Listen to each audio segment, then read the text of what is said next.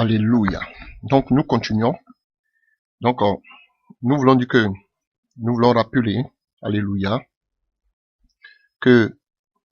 Alléluia, que la grâce de Dieu, Alléluia, non seulement le salut est, qu'on appelle, la grâce exprime la faveur non méritée de Dieu. Alléluia. Par cette faveur, nous recevrons le pardon et notre communion avec lui est restaurée avec le Seigneur, même si nous ne la méritons pas. Mais aussi, il y a une deuxième façon de grâce qui est aussi la puissance de Dieu, qui s'exprime aussi non seulement aussi par la puissance de Dieu, qui nous transforme, qui nous fait grandir spirituellement. Et quand vous pouvez voir comme ça le livre de 2 Corinthiens 5, 17, la Bible dit que si quelqu'un en Christ est une nouvelle créature, les choses anciennes sont passées, mais toutes choses sont devenues nouvelles. Par quoi? Par la grâce de Dieu. Alléluia.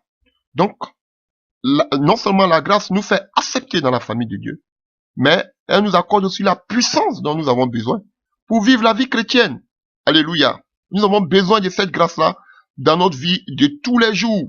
Alléluia. Et pour cela, nous pouvons prendre peut-être un ou deux passages. Alléluia. Le premier passage que nous allons prendre pour expliquer ce que nous sommes en train de dire, se trouve dans le livre de Éphésiens 1 à partir du verset 4. Éphésiens 1 à partir du verset 4 à 6. Vous pouvez lire même tout le chapitre pour voir. Alléluia. Alléluia. Tout ce que nous avons, nous recevons par la grâce, par sa puissance. Alléluia. Éphésiens 1, à partir du verset 4. On peut partir à partir du verset 3. Béni soit Dieu le Père de notre Seigneur Jésus-Christ qui nous a bénis de toutes sortes de bénédictions spirituelles dans les lieux célestes en Christ. En lui, Dieu nous a élus avant la fondation du monde pour que nous soyons saints et irrépréhensibles devant lui, nous ayant prédestinés, alléluia, dans son amour, à être des enfants d'adoption par Jésus-Christ selon le bon plaisir de sa volonté, à la louange de la gloire de sa grâce qu'il nous a accordée en son bien-aimé. Vous avez vu? Et vous pouvez lire tout le chapitre de Éphésiens 1 pour voir que la grâce que Dieu nous a donnée, frère, il nous avait déjà prédestinés depuis longtemps. Il nous a appelés à être des élus, à être des saints. Vous voyez, donc la grâce nous pousse à vivre une vie de sanctification. La grâce ne nous pousse pas à vivre dans le désordre. Alléluia. Donc, vous voyez, et c'est l'Esprit de Dieu, par la puissance de Dieu qui vit en nous, qui nous aide à grandir spirituellement, par sa grâce. Dans nos faiblesses, qui nous aide, qui nous fortifie, alléluia, qui nous illumine, qui nous donne la connaissance, alléluia, qui nous donne l'espérance, la richesse de sa gloire, alléluia. Oh, alléluia. Je pourrais même lire tous ces passages. Il nous a accordé en son bien-aimé, en lui. Nous avons la rédemption par son sang, la rémission des péchés. Vous voyez, tout cela par la grâce de Dieu. Nous avons la rédemption par son sang, la rémission de nos péchés, selon la richesse de sa grâce, que Dieu a répandu abondamment sur nous. Par la grâce, Dieu a répandu abondamment sur nous, par toute espèce de sagesse et d'intelligence. Nous venons connaître le mystère de sa volonté, vous voyez, à cause de la grâce, selon la bienveillance, dessein qu'il avait formé en lui-même pour le mettre en exécution lorsque les temps seraient accomplis. Alléluia. De réunir toutes choses en Christ, celles qui sont dans les cieux et celles qui sont sur la terre. En lui, nous sommes aussi devenus héritiers. Par la grâce, nous devenons héritiers avec le Seigneur. Ayant été prédestinés, frère, par la grâce, tu as été prédestiné avec le Seigneur. Souvent la résolution de celui qui opère toutes choses d'après le conseil de sa volonté, afin que nous servions à la louange de sa gloire. Pour qui d'avance avons espéré en Christ, avant même nous étions déjà en Christ. En lui, vous aussi, après avoir entendu la parole de la vérité, l'évangile de votre salut en vous, vous avez cru et vous avez été scellés du Saint-Esprit qui avait été promis, lequel est un sage de notre héritage pour la rédemption de ceux que Dieu a acquis à la louange de sa gloire. C'est pourquoi moi aussi, ayant entendu parler de votre foi au Seigneur Jésus-Christ et de votre charité, de votre amour pour tous les saints, je ne cesse de rendre grâce pour vous, faisant mention de vous dans mes prières, afin que le Dieu de notre Seigneur Jésus-Christ, le Père de gloire, vous donne un esprit de sagesse et de révélation dans sa connaissance et qu'il illumine les yeux de votre cœur pour que vous sachiez quelle est l'espérance qui s'attache à son appel. Frère, nous avons une espérance quand Dieu nous appelle. Quelle est la richesse de la gloire de son héritage qu'il réserve aux saints, pas aux débauchés, mais à des gens qui sont saints, qu'on vit dans la grâce. On doit vivre la sainteté. Et quelle est envers nous qui croyons l'infinie grandeur de sa puissance qui se manifeste avec efficacité par la vertu de sa force. Il a déployé en Christ en le ressuscitant des morts et en le faisant asseoir à la droite dans les lieux célestes, au-dessus de toute domination, de toute autorité, de toute puissance, de toute dignité et de tout nom qui se peut nommer, non seulement dans ce siècle présent, mais encore dans le siècle à venir. Il a tout mis sous ses pieds et l'a donné pour chef suprême à l'Église, qui est son corps, la plénitude de celui qui remplit tout en tous. Frère, c'est le Saint-Esprit, c'est le Seigneur, quand on a la grâce, alléluia, la puissance de Dieu, nous permet de transcender, frère, nos vies charnelles. Frère, il nous donne cet héritage. Frère, il nous aide. Il nous donne ce pouvoir, frère. Alléluia. Nous ne comptons plus sur notre chair, nous ne comptons plus sur notre connaissance, mais nous comptons sur la grâce de Dieu. Alléluia. Et je pourrais prendre aussi un autre passage rapidement. Alléluia. Dans le livre de 2 Pierre. Alléluia. Dans le livre de 2 Pierre 3 à partir du verset 18. 2 Pierre 3 à partir du verset 18. Alléluia. Mais croissez dans la grâce et dans la connaissance de notre Seigneur et Sauveur Jésus-Christ. À lui soit la gloire maintenant et pour l'éternité. Amen. Vous voyez, donc l'Esprit de Dieu nous aide à croître dans la grâce. Alléluia. La grâce de Dieu nous aide à grandir. L'Esprit de Dieu, la puissance de Dieu qui agit en nous, nous aide à grandir. Et cela s'obtient par la grâce de Dieu, frère, dans nos vies. Oh, alléluia. Alléluia. Et je voudrais que nous lisons un passage. Alléluia. Lisons un passage dans le livre des Actes des Apôtres. Alléluia. Pour voir que, alléluia, une grande grâce reposait sur les apôtres. Oh, alléluia. Acte. La grâce de Dieu, c'est aussi la puissance de Dieu. Alléluia. Acte 4 à partir du verset 33. Acte 4 à partir du verset 33. À partir du verset 32, la multitude de ceux qui avaient cru n'était qu'un cœur et qu'une âme. Nul ne disait que c'est bien lui appartenant propre, mais tout était commun entre eux. Les apôtres rendaient avec beaucoup de force témoignage de la résurrection du Seigneur Jésus-Christ et une grande grâce reposait sur eux tous. Alléluia. Alléluia. Vous voyez, une grande grâce reposait sur eux. C'est aussi quoi? La puissance de Dieu qui reposait sur eux. Frère, quand tu vis dans la grâce, la puissance de Dieu vit en toi, repose sur ta vie. Et voyons notre passage, Acte 14 à partir du verset 26. Acte 14 à partir du verset 26. Alléluia. Vous n'avez rien compris de la grâce. Dès là, ils s'embarquèrent pour Antioche, d'où ils avaient été recommandé à la grâce de Dieu pour l'œuvre qu'il venait d'accomplir. Alléluia. Aussi on parle, la Bible nous parle de Barnabas et Paul. Alléluia. Et c'était, alléluia, l'église les avait recommandé. Alléluia. Alléluia. L'église d'Antioche les avait recommandé et la Bible dit que une grande grâce aussi reposait sur eux. Alléluia. Donc vous voyez la puissance de Dieu, la grâce de Dieu aussi, c'est aussi la puissance de Dieu qui doit se démontrer. Frère, alléluia. Frère, vous voyez que la grâce de Dieu était vraiment importante dans l'expérience des premiers chrétiens. Alléluia.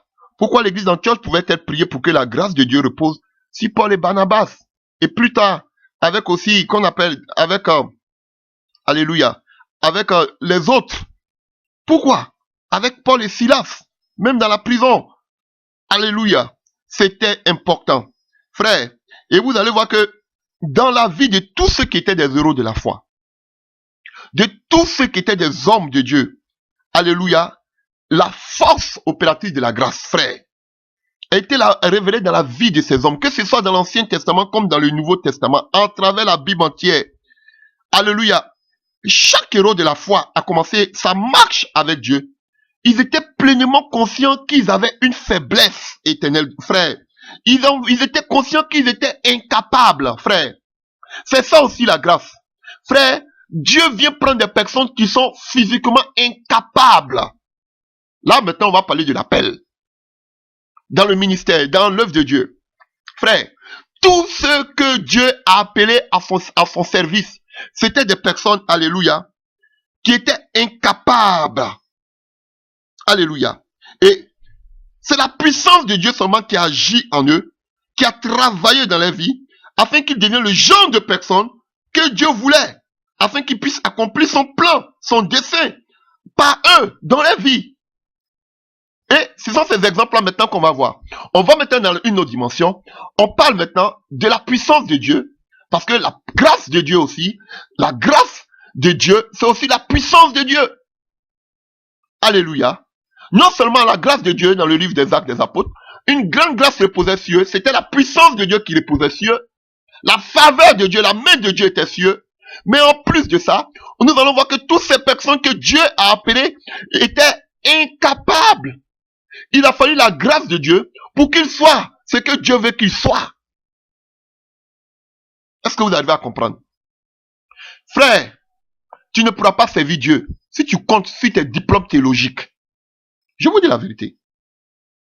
Tu ne pourras pas servir Dieu si tu comptes sur ton intellectualisme. Tu ne pourras pas servir Dieu si tu comptes sur tes diplômes. Tu ne pourras pas servir Dieu convenablement si tu comptes sur ta connaissance. Frère, Dieu a rien à faire de toutes ces connaissances. Tout ce que Dieu a appelé étaient des hommes faibles. C'est par la grâce de Dieu qu'ils ont pu accomplir la mission pour laquelle Dieu les avait appelés. Personne ne s'appuie sur sa propre connaissance. Parce que Dieu se sert des choses viles, alléluia, pour pouvoir manifester sa gloire. Si tu es suffisant, Dieu ne pourra jamais t'utiliser. Si tu penses que tu connais tout, Dieu ne pourra jamais t'utiliser. Voilà pourquoi ceux qui sont remplis des enseignements théologiques tordus, frère, ils ne pourront jamais voir une grande grâce de Dieu de reposer sur les vies. Je vous dis la vérité. Alléluia. Mais, si, vraiment, tu te dis au devant de toi, dans ta vie, que Seigneur, je ne suis rien sans toi, c'est en ce moment que la grâce de Dieu va reposer sur ta vie. Alléluia. Fallait que Dieu et Paul, on va voir tout à l'heure, sa connaissance humaine, alléluia, soit aveuglée, pour qu'il puisse voir une grande grâce sur sa vie. Alléluia. Alléluia. Et Paul parle de sa grâce toujours dans sa vie. Mais avant de parler de Paul, nous allons prendre quelques exemples. Alléluia. Nous allons voir la grâce dans la vie de Moïse. Alléluia. Dans la vie de Moïse. Nous allons prendre le livre d'Exode. Ce n'est plus pour parler de la grâce que Moïse avait des choses, mais on veut parler de l'appel, plus dans le domaine ministériel. Alléluia. Dans l'appel de Dieu, il faut une grâce. Frère, ce n'est pas par ta force, ni par ton intelligence, ni par ta connaissance. Alléluia. C'est la grâce de Dieu qui va agir en toi. Allons-y rapidement. Alléluia. Je ne vais pas aller au-delà de 3 vidéos. Alléluia. Exode 3. À partir du verset 11 à 13. Exode 3 à partir du verset 11 à 13. Moïse dit à Dieu, qui suis-je pour aller vers Pharaon et pour faire sortir d'Égypte les enfants d'Israël? Dieu dit, je serai avec toi, et ceci sera pour toi le signe que c'est moi qui t'envoie. Quand tu auras fait sortir d'Égypte le peuple, vous servirez Dieu sur cette montagne. Moïse dit à Dieu, j'irai donc vers les enfants d'Israël, et je leur dirai, le Dieu de vos pères m'envoie vers vous. Mais s'ils me demandent, quel est son nom? Que leur répondrai-je? Dieu dit à Moïse, je suis celui qui suis, qui est ou même qui suis. Alléluia. Frère, voici l'exemple. Et on peut aller dans le livre, dans le chapitre 4, à partir du verset 1. Moïse répondit et dit, voici, ils ne me croiront pas, et ils ne m'écouteront point ma voix. Mais ils diront, l'Éternel ne t'a point apparu. L'Éternel lui dit, qu'a-t-il dans ta main? Il répondit, une verge. L'Éternel dit, jette-la par terre. Il la jeta par terre, et elle devint un serpent. Moïse fuyait devant lui. L'Éternel dit à Moïse, étends ta main, et saisis-le par la queue. Il étendit la main et le saisit. Et le serpent redevint une verge dans sa main. C'est là, dit l'Éternel, ce que tu feras, afin qu'ils croient que l'Éternel, le Dieu de leur père, t'est apparu, le Dieu d'Abraham, le Dieu d'Isaac et le Dieu de Jacob. L'Éternel lui dit encore, mets ta main dans ton sein. Il mit sa main dans son sein, puis il la retira, et voici, sa main était couverte de lèpre blanche, comme la neige. L'Éternel dit, remets ta main dans ton sein. Il remit sa main dans son sein, puis il la retira de son sein, et voici, elle était redevenue comme sa chair.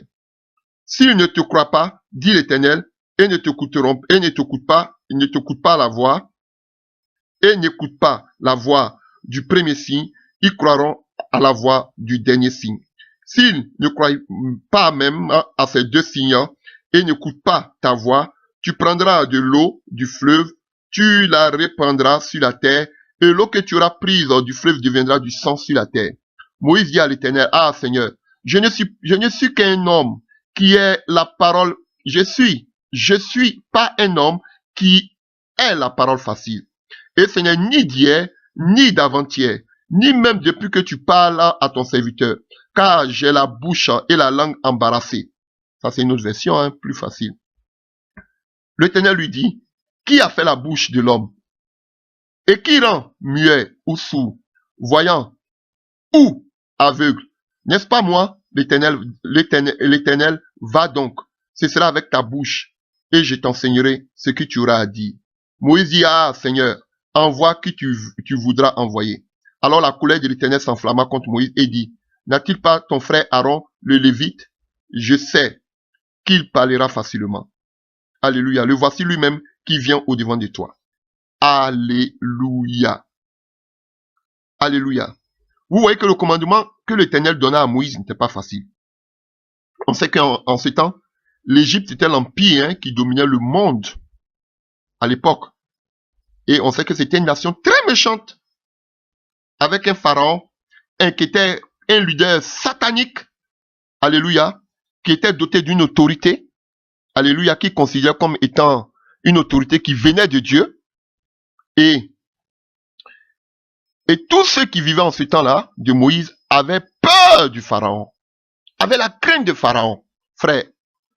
Et c'est dans cette optique-là que Dieu va dire à Moïse d'aller en Égypte et de dire au pharaon de libérer tous ces qu'on appelle ces Israélites. Alléluia. Donc, ils étaient environ 3000 personnes. Alléluia. Donc, on voit que la réponse de Moïse, qui avait vécu 40 ans en Égypte, fut immédiate, frère. Alléluia. Alléluia. Et on voit que, quand vous voyez ce que Moïse dit, c'était tout simplement le résultat de sa propre faiblesse. Et ici, il voyait son incapacité. Et on voit qu'il a répondu. On peut le voir au verset 11. Au verset 11, il dit, qui suis-je? Alléluia. Au verset 11, il dit, qui suis-je? Au verset 13, qui es-tu? On voit ses réactions, hein? Et au verset 4, chapitre 4, à partir du verset 1, alléluia. Voici, ils ne me croiront point et ils n'écouteront point ma voix. Alors, ils diront, l'Éternel ne t'a point apparu. Alléluia. Alléluia. Donc, ils vont pas me croire. Alléluia. À partir du verset 10, Moïse dit à l'Éternel, ah Seigneur, je ne suis pas un homme qui ait la parole facile. Et ce n'est pas ni d'hier, ni d'avant-hier, ni même depuis que tu parles à ton serviteur. Car j'ai la bouche et la langue embarrassées. Alléluia. Et au verset 13, qu'est-ce qu'il dit? Moïse dit, ah Seigneur, envoie qui tu voudras envoyer. Faut envoyer quelqu'un d'autre. Alléluia. Vous voyez? Et tout véritable serviteur de Dieu. Prenez la Bible de la Genèse à l'Apocalypse. Tout véritable serviteur de Dieu. Alléluia. Au premier abord, a toujours décrié l'appel de Dieu. Pourquoi? Parce qu'il voyait toujours à leur incapacité. Et il se voyait envoyé devant une situation que il voyait quasiment impossible.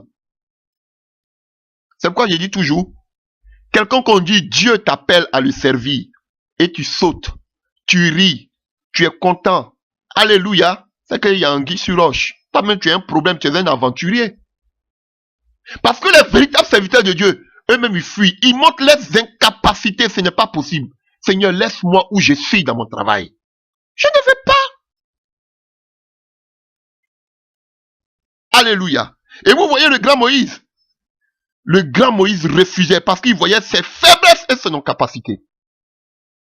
Mes frères, Moïse a pu arriver, alléluia, à finir la mission. Pourquoi? Parce qu'il comptait sur la grâce de Dieu. On voit Moïse aller en Égypte avec des signes et des miracles. Et on voit qu'il a libéré les enfants d'Israël comme Dieu lui avait dit de le faire. C'est par la grâce de Dieu. Tu ne pourras jamais faire l'œuvre de Dieu si tu comptes sur ta propre force ou bien ta connaissance. Frère, tu vas échouer. Tu peux même faire des chaînes de télévision. Tu peux avoir... Voilà pourquoi beaucoup d'entre eux vont toucher les œuvres occultes. Ils pensent que c'est l'éloquence. Alléluia. Alléluia. On nous a jamais dit que... Alléluia. On nous a jamais dit, la Bible ne nous a jamais dit que si la vie d'Apollos reposait une grande grâce. Mais on nous dit que si la vie de Paul reposait une grande grâce. Parce que Apollos faisait il avait confiance à son art oratoire. Il parlait bien. Frère, Paul dit que lui, c'est pas en parole, mais c'est démonstration d'esprit et de puissance. Frère, si tu comptes sur tes capacités physiques, mentales, et qu'on appelle intellectuelles, frère, tu ne verras jamais la grâce de Dieu. Tu vas emballer les gens. Mais frère, on ne verra jamais la puissance de Dieu qui se dégage de toi. Tu dois, frère, montrer tes incapacités au devant de Dieu pour que Dieu, alléluia, puisse t'aider par sa grâce. Pour ne pas que tu dises que ce sont, alléluia, mes propres forces qui l'ont fait. Est-ce que vous arrivez à comprendre? Alléluia. Et nous allons à un deuxième exemple. Ça, c'est en ce qui concerne l'appel de Dieu. Ceux qui veulent servir Dieu. Alléluia. Frère, c'est pas par votre capacité, mais c'est seulement par la grâce de Dieu. Et on a vu l'exemple du grand Moïse. On va voir un autre exemple. Alléluia. Dans le livre de Juges. Alléluia. Dans le livre de Juges 6, du verset 1 à 24, la Bible nous parle d'un homme. Alléluia. Lisons. Les enfants d'Israël firent ce qui déplaît à l'Éternel.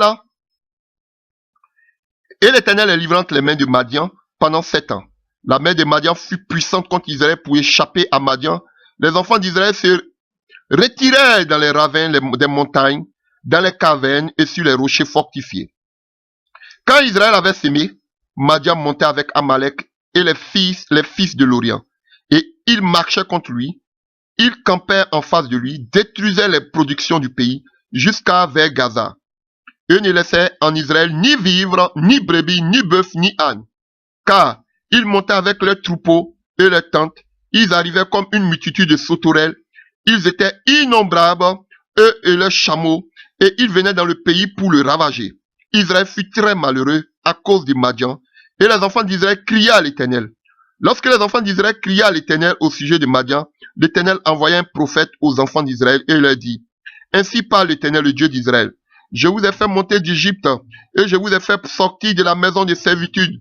Je vous ai délivré de la main des Égyptiens et de la main de tous ceux qui vous opprimaient. Je les ai chassés devant vous, et je vous ai donné leur pays.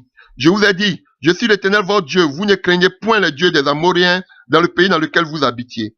Mais vous n'avez point écouté ma voix.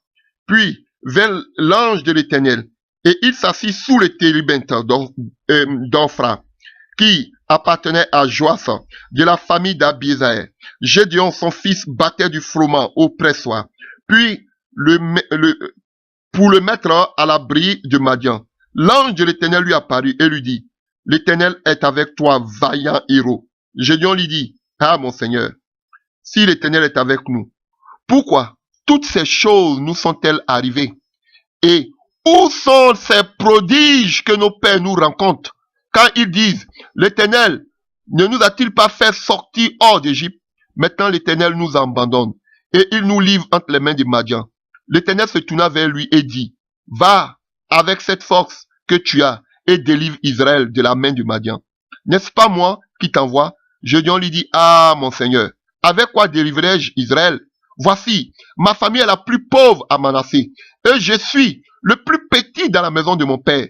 L'Éternel lui dit, mais je serai avec toi et tu battras Madian comme un seul homme. Gédéon lui dit, si j'ai trouvé grâce à tes yeux, donne-moi un signe pour montrer que c'est toi qui me parles. Ne t'éloigne point d'ici jusqu'à ce que je revienne auprès de toi, que j'apporte mon offrande et que je la dépose devant toi. Et l'Éternel dit, je resterai jusqu'à ce que tu reviennes. Gédéon entra, préparait un chevreau et fit avec un épha de farine des pains sans levain. Il mit la chair dans un panier et le jus dans un pot, les lui apporta sur le térébinthe et le présenta. L'ange de Dieu lui dit, prends la chair et les pains sans levain, pose-les sur ce rocher et répand le jus.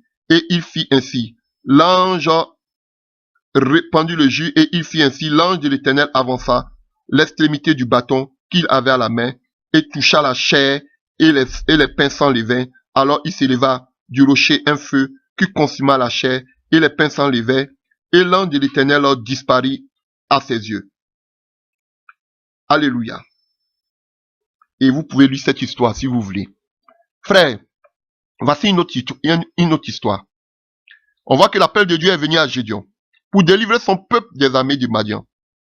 Et on sait que Israël avait subi vraiment défaite suite défaite pendant plusieurs années. Et on voit ici que Dieu vient vers un homme qu'on appelle Gédéon. Alléluia. Et il dit, Gédéon dit à l'Éternel, regardez la salutation. Oh, regardez comment l'ange salue Gédéon. Alléluia.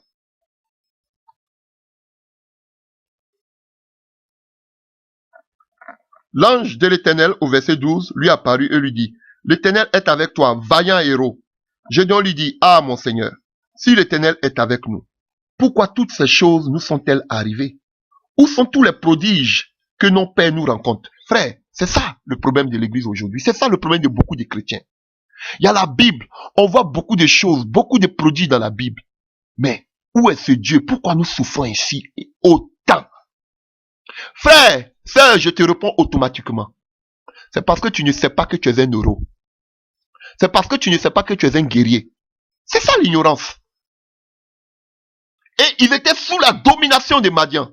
Madian venaient comme des sauterelles et ravageaient. Ils étaient toutes les cultures, tous les animaux. Ils étaient obligés de se cacher dans les rochers.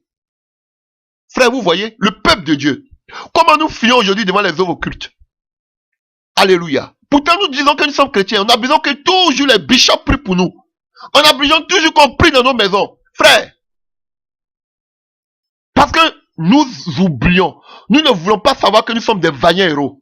L'ange, tu le voyais comme un vaillant héros. Lui, il dit, ah, lui, il est le plus petit dans la maison de son père. Il est le plus petit. Ils sont les plus pauvres dans la tribu de Manassé.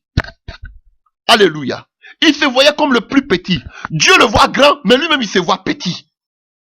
Dieu ne peut pas travailler avec de telles personnes. Alléluia. Mais ici, déjà, on voit quelque chose de positif. Comme je ne vais pas sortir du contexte, mais on parle de la grâce de Dieu. Vous voyez, on a vu comment Moïse a commencé. On voit aussi comment cet homme-là a de continuer. Gédéon. Alléluia. Gédéon montre son incapacité. Alléluia. Mais on voit que, après que l'Éternel l'a encouragé et avait promis d'être avec lui, malgré cela, Dieu dit que je suis avec toi. Mais il va lui dire, Seigneur, avec quoi je vais délivrer Israël? Moi que tu vois là, comment tu peux m'utiliser? Comment tu vas... Qu'est-ce que je vais dire aux gens? Je n'ai pas fait d'études, je ne connais rien. Alléluia. Je n'ai pas fait école théologique. Je n'ai pas de diplôme. Frère, je ne suis pas éloquent, je ne suis pas joli. Comment je vais parler pour que les gens m'écoutent? Alléluia. Ma famille même est pauvre, je n'ai pas d'argent. Je suis le plus petit de ma maison, au verset 15. Alléluia. Il monte ici. La même chose comment il s'appelle? Comme Moïse. Alléluia. Il montre qu'il a peur. Il montre son incapacité. Alléluia. Mais on voit que quand vous allez aller plus tard, il a vacillé. Il a tâtonné. Quand vous allez lire même un peu plus loin, vous allez voir qu'il a demandé des signes à Dieu. C'est aussi un signe d'incrédulité, mais c'est la peur qui le pousse à faire cela. Alléluia. Vous allez voir que Dieu va l'envoyer. Il va prendre plus de 32 000 personnes. Dieu va dire c'est encore beaucoup. Qu'est-ce qu'on peut pas à la maison? 22 000 personnes. C'est jusqu'à 300 personnes. Tellement qu'il avait peur, il pensait que s'il y a beaucoup de personnes, Dieu va se manifester. Et souvent, c'est comme ça dans nos vies. On a tellement peur. On pense que si on se trouve entre parenthèses, dans une église, dans des murs, dans un grand lieu, avec beaucoup de chrétiens, c'est là que, si on prie ensemble, on commence à tailler les démons. C'est là que, on va voir que Dieu est avec nous, mais vous n'avez rien compris. Vous n'avez rien compris. On pense que c'est si, il y a beaucoup de personnes, on se met ensemble pour prier, Dieu va agir. Qui vous dit ça? C'est la religion. Vous êtes des religieux. Vous n'avez aucune intimité. Vous partez tous les dimanches pour prier. Mais quand vous êtes seul dans votre maison, vous avez peur. Pareil comme Gédéon. Non, il n'y a pas longtemps que je me suis converti. Donc c'est difficile. Ma foi n'est pas encore formée. Mais Gédéon avait appris. Et Gédéon dit, on a pris tous les miracles, les prodiges que Dieu qui a fait avec Moïse. On nous rend compte. C'est vrai, vous lisez la parole comme des romans, comme des harlequins. Mais cette parole-là n'est pas ancrée en vous. Vous n'avez pas la foi. Vous ne croyez pas en cette parole. Vous dites que ce sont des histoires. Ce sont des histoires. Frère, alors que Paul dit, tout cela a été écrit afin de nous servir d'exemple et d'enseignement. Et plus tu es dans la parole, plus ta foi devient encore plus grande. Tu crois et tu deviens inébranlable. Je vous dis, je me sens mieux quand je prie seul que quand je prie avec beaucoup de personnes. Quand je prie avec beaucoup de personnes, je suis gêné. Mais quand je suis seul en train de prier, je me sens à l'aise. Ça ne veut pas dire que je ne dois pas avoir prié avec des frères. Je peux le faire. Mais je me sens plus à l'aise, disposé quand je prie seul. Je vous dis la vérité. Et quand tu arrives à avoir une intimité avec Dieu, maintenant, tu peux chercher à prier maintenant dans une communauté, avec des frères et des sœurs. Quand je dis communauté, je parle de véritables chrétiens. Alléluia. Ne partez pas à l'église parce qu'il faut aller à l'église. Et quand je dis aussi, cherchez des communautés, ne restez pas à la maison, je vous ai pas dit aussi d'aller n'importe où. Cherchez des frères qui sont dans la vision. Sinon vous allez manger des coloquins sauvages, frère.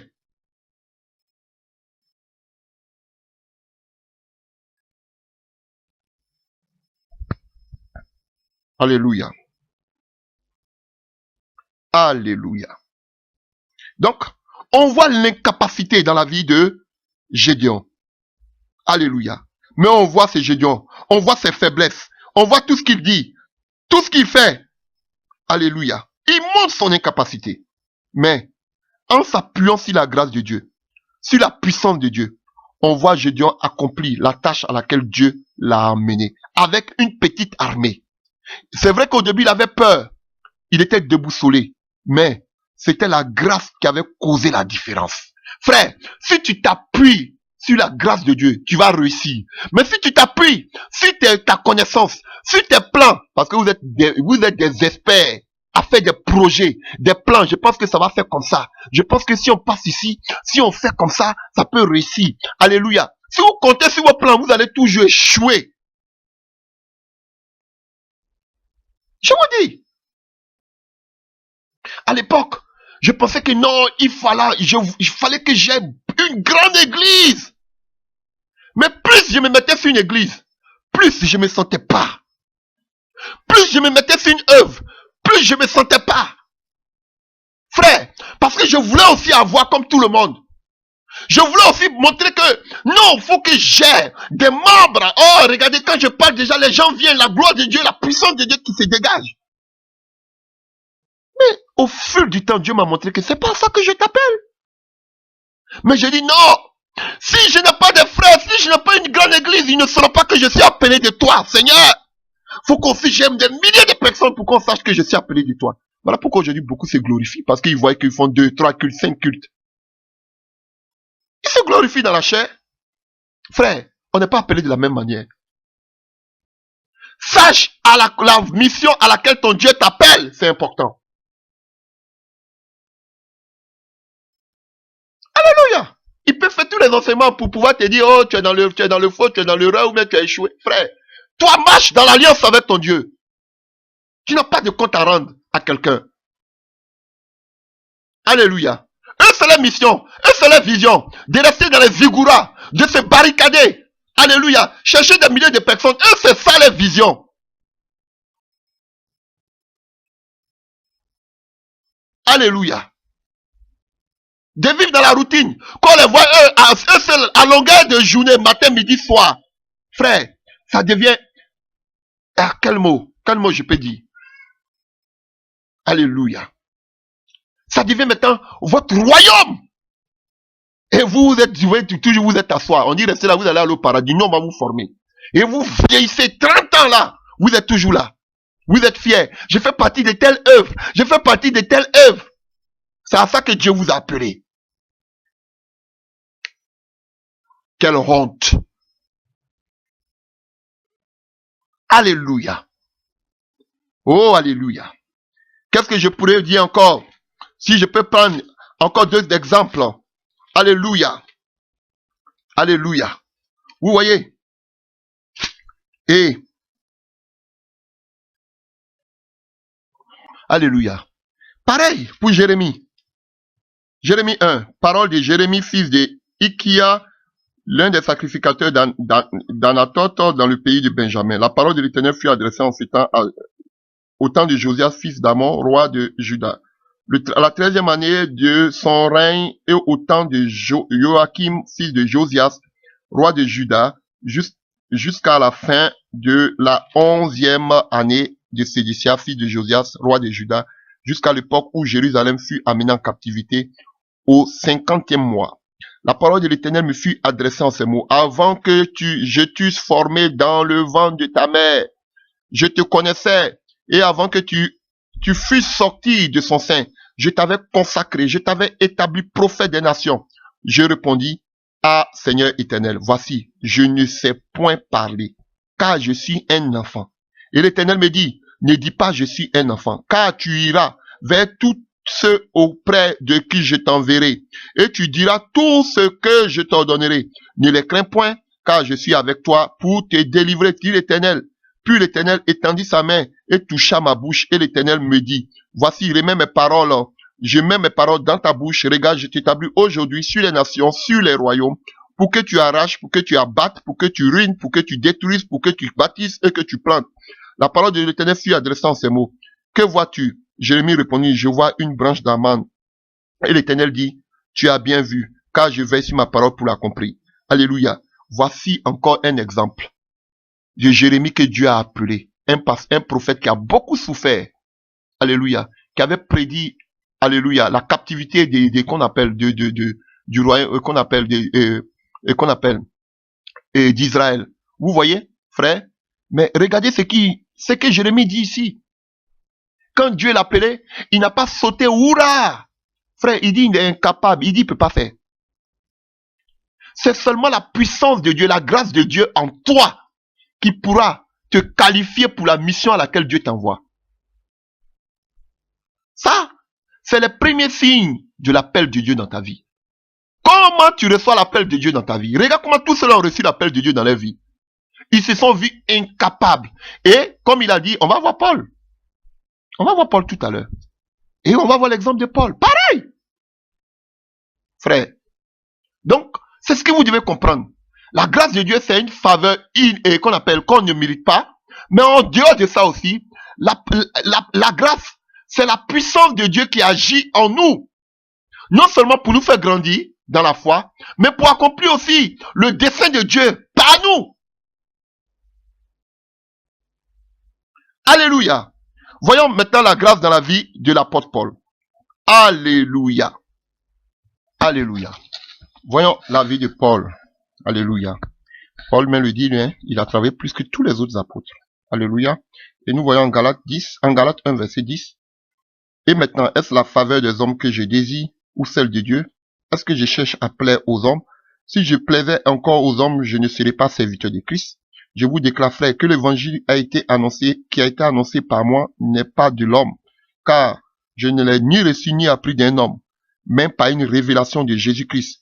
Vous avez su, en effet, quelle était autrefois ma conduite dans le judaïsme, comment je persécutais à outrance et ravageais l'église de Dieu, et comment j'étais plus avancé dans le judaïsme que beaucoup de ceux de mon âge et de ma nation, étant animé d'un zèle excessif pour les traditions de mes pères.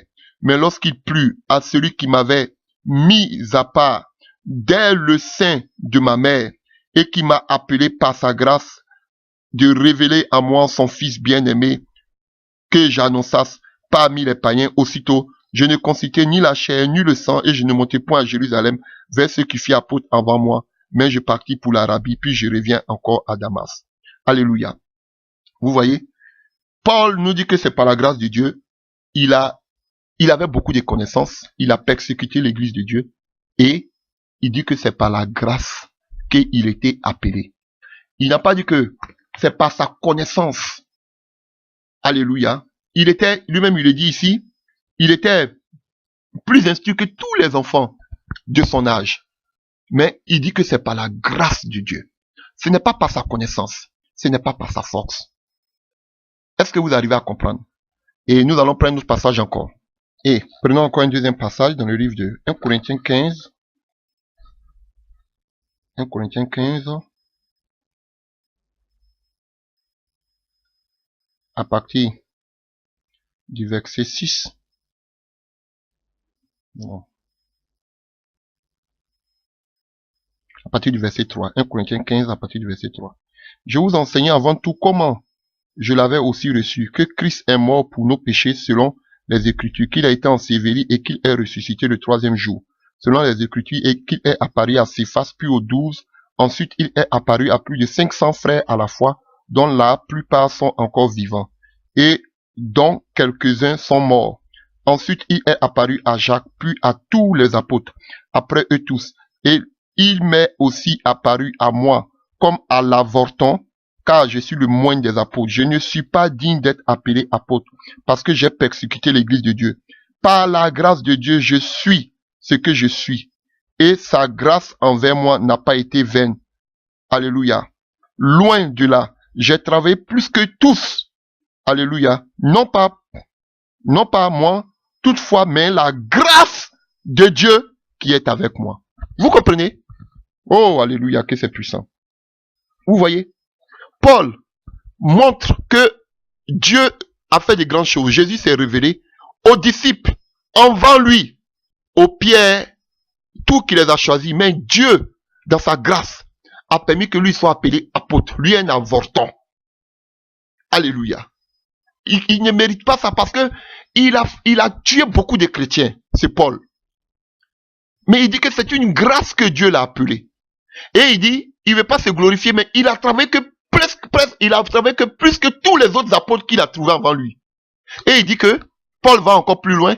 Et il dit, c'est pas lui qui a travaillé, mais c'est la grâce de Dieu qui est dans sa vie, qui a travaillé, qui l'a permis de faire ce travail. Frère, voici une démonstration de la grâce. Ce n'est pas ta force. Mais Paul reconnaît que c'est la grâce de Dieu en lui, qui était sur lui, qui l'a permis d'accomplir tout ce qu'il a fait. Alléluia. De telle sorte que son mouchoir pouvait guérir les malades. Frère, vous voyez, ce n'est pas sa force. Alléluia. Alléluia. Prenons maintenant le livre de 2 Corinthiens 12, à partir du verset 8. À partir du verset 7 pour mieux comprendre.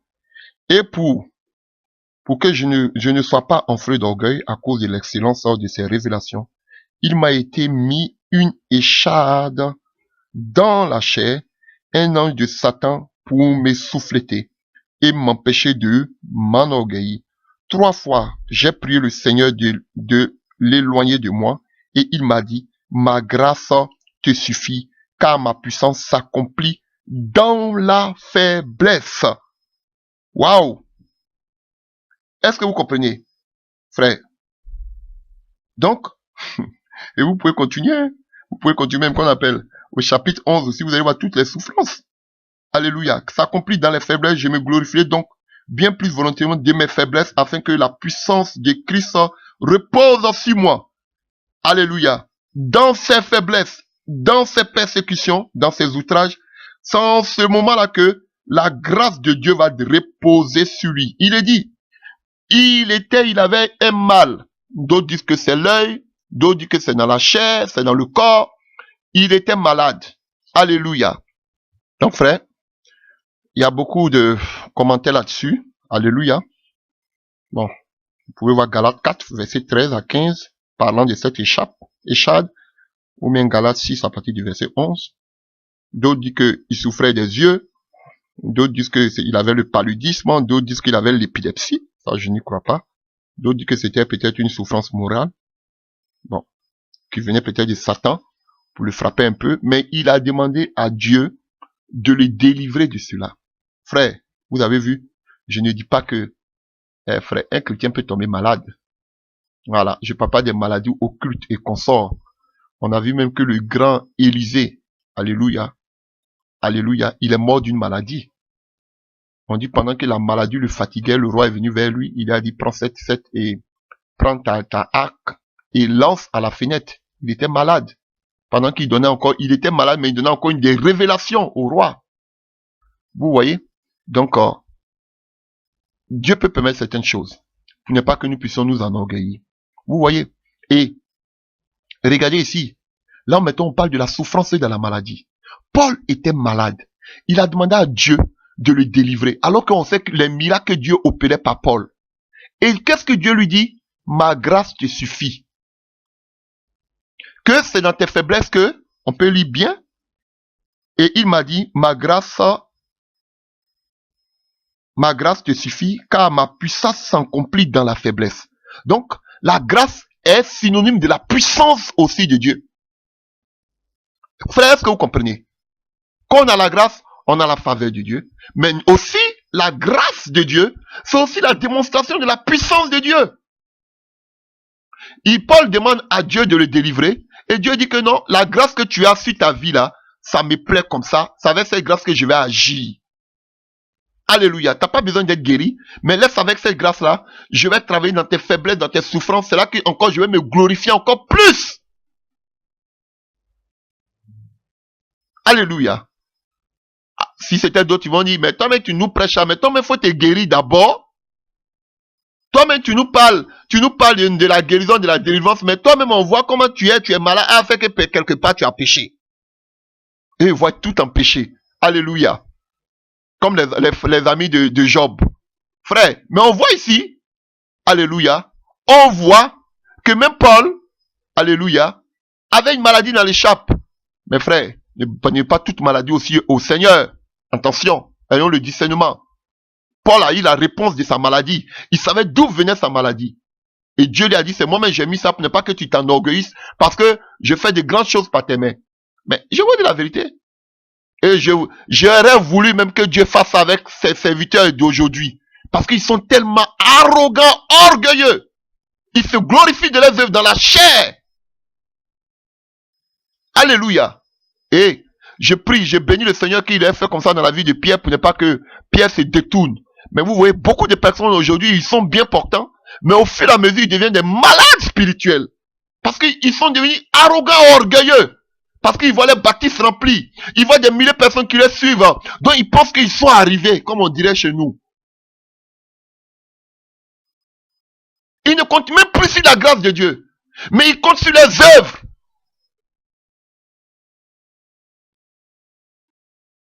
Alléluia.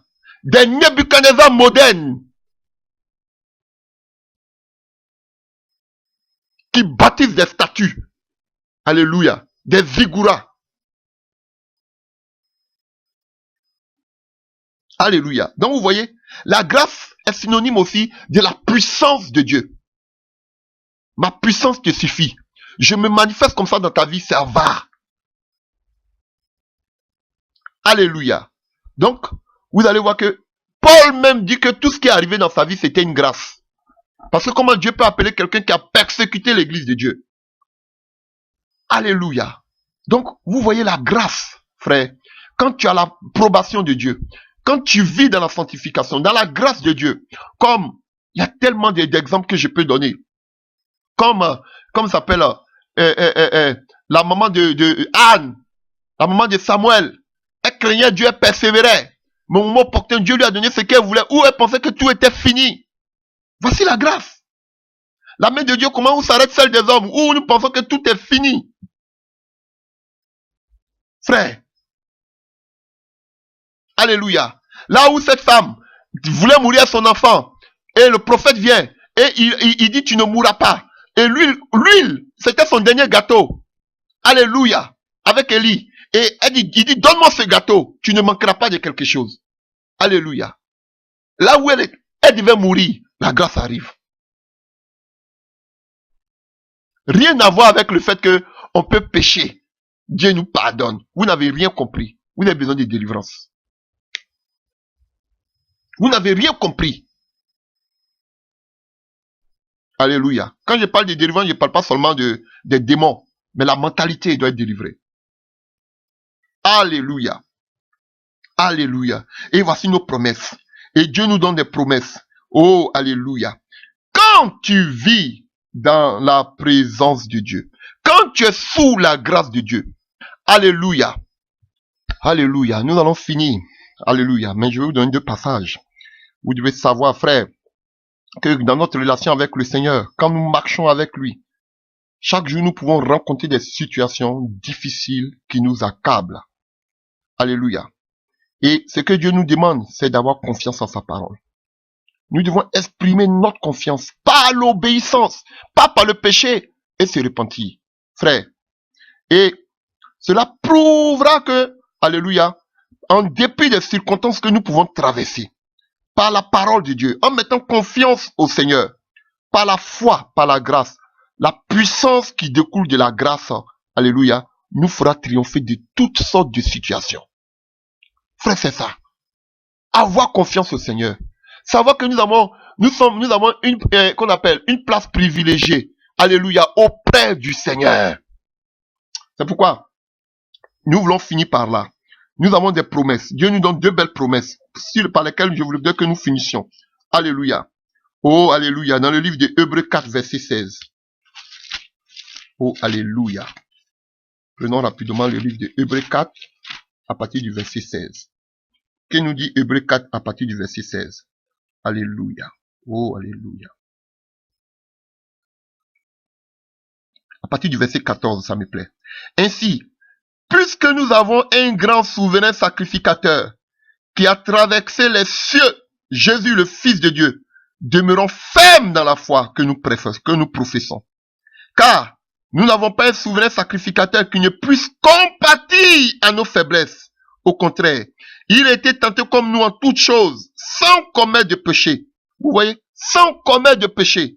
Quand nous marchons dans la grâce et dans la foi, approchons-nous donc avec assurance du trône de la grâce, afin d'obtenir miséricorde et trouver grâce pour être secouru dans nos besoins. Waouh, que c'est puissant. Voici ce que Pierre nous dit.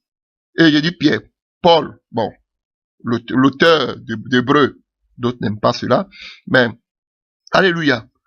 Alléluia. Il nous dit, on est un souverain sacrificateur. Alléluia.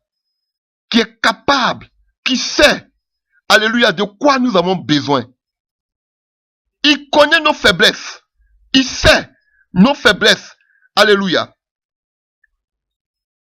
Lui-même, il était tenté en toutes choses, mais il n'a point péché. Alléluia. Donc, pour que nous puissions obtenir et être secourus dans nos besoins, frère, l'auteur de livre d'Hébreux nous dit quelque chose. Nous devons nous approcher donc avec assurance du trône de grâce, afin d'obtenir miséricorde et trouver grâce pour être secourus dans nos besoins.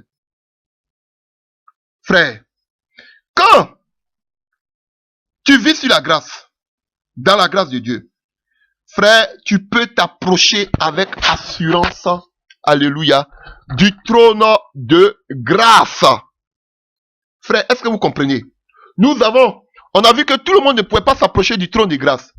Il fallait seulement Moïse qui pouvait s'approcher. Alléluia, qui pouvait aller devant la présence de Dieu. Mais nous avons ce souverain sacrificateur Jésus-Christ. Alléluia. Il nous dit, car nous n'avons un souverain sacrificateur qui ne puisse compatir à nos faiblesses.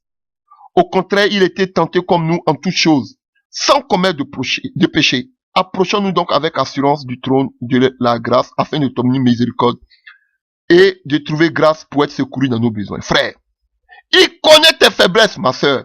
Il connaît tes faiblesses, mon frère. Mais il nous dit, il était tenté comme toi, mais il n'a point commis de péché. Alors qu'on sait que tout le monde, on a vu avec Moïse, Dieu m'a dit que personne ne s'approche de la montagne. Toi, tu veux t'approcher, alléluia, de qu'on appelle, du trône de grâce. Mais tu dois être sanctifié avant de t'approcher du trône de grâce. Alléluia. C'était incapable. Mais maintenant, avec le Seigneur Jésus-Christ, alléluia, nous pouvons avoir accès parce que le voile est déchiré. Il sait de quoi nous avons besoin. Mais enfin, avant que nous puissions avoir tout ce que notre cœur désire, secourir dans nos besoins, faut que d'abord nous nous approchons du trône de grâce. Alors que pour s'approcher du trône de grâce, faut que nous soyons sanctifiés. Frère, si vous ne comprenez pas ça, je prie, il n'y a rien. Frère, est-ce que tu te sanctifies? Dieu a été tenté comme toi en toutes choses. Vous allez dire qu'il est Dieu. Voilà pourquoi Jésus a pris une chair comme toi et moi. Dans la chair, il était tenté, mais il a persévéré. Frère, tu ne peux pas vivre dans le péché et demander à voir la gloire de Dieu dans ta vie. Au contraire, au lieu de voir la gloire de Dieu dans ta vie, c'est les portes que tu vas ouvrir dans ta vie. Alléluia. Alléluia. Oh, alléluia. Tu dois t'approcher du trône de Dieu afin d'avoir le secours dans tes besoins. Alléluia. Approche-toi du trône de Dieu comme un sacrificateur. La Bible nous dit que Jésus est le souverain sacrificateur. Et nous sommes des sacrificateurs, royaume des sacrificateurs. Le sacrificateur a toujours besoin de vivre la sanctification continuelle. Nous devons être sanctifiés, je le dis. Si nous sommes des sacrificateurs, nous devons être sanctifiés. Non vivre comme on veut, parce qu'on est sous la grâce. Alléluia. Nous devons nous approcher du trône de grâce. Comme des sacrificateurs. Alléluia. Afin d'obtenir, oh, alléluia, la miséricorde et le secours de Dieu dans nos besoins. Alléluia. Voici cette opportunité que Dieu nous donne. Et cette deuxième opportunité que Dieu nous donne, c'est voir. Oh, alléluia. Dans le livre de 2 Corinthiens 9, nous allons finir par là. 2 Corinthiens 9, à partir du verset 8. 2 Corinthiens 9, à partir du verset 8. Oh, alléluia.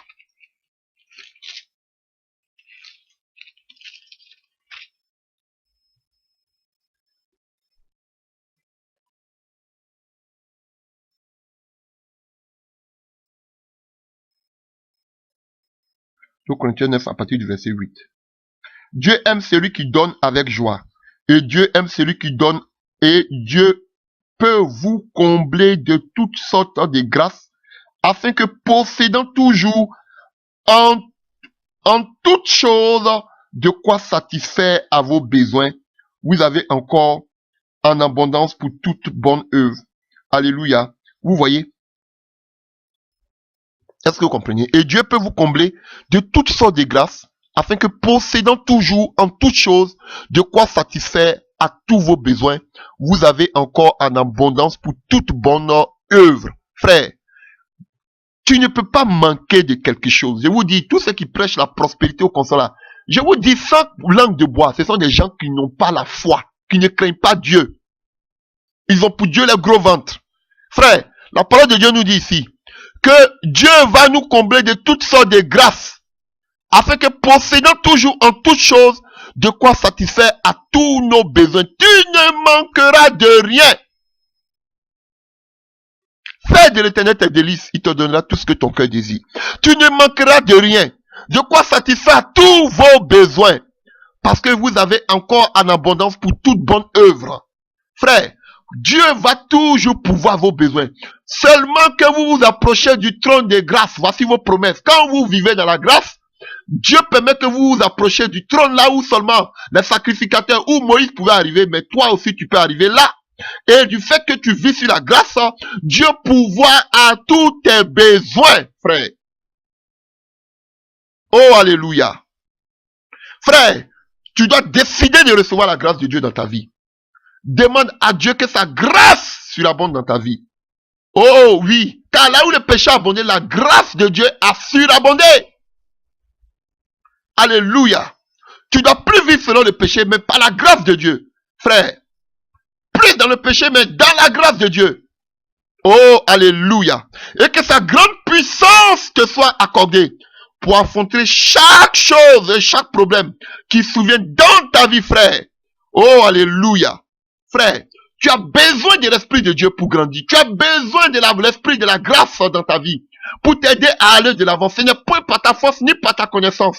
C'est vrai, la main de Dieu est ouverte et sa grâce est là pour toi. Tu vis dans le péché, tu penses que c'est fini pour toi, mais sa grâce, la puissance du péché est annulée par la grâce de Dieu qui surabonde dans ta vie. Tu as besoin de la puissance de Dieu dans tes faiblesses, pour te faire grandir, pour t'aider dans toutes tes voies, dans l'appel de Dieu. Frère, tu n'as plus besoin de compter sur ton effort personnel, mais tu as besoin de t'abandonner et laisser Dieu prendre le contrôle de ta vie. Alléluia. Que Dieu vous bénisse, que Dieu vous fortifie. Et j'espère qu'en ce soir, et je prophétise que la grâce de Dieu, oh, soit votre partage, et que la puissance de Dieu, oh, surabonde dans vos vies, dans le nom puissant de Jésus-Christ de Nazareth. Amen.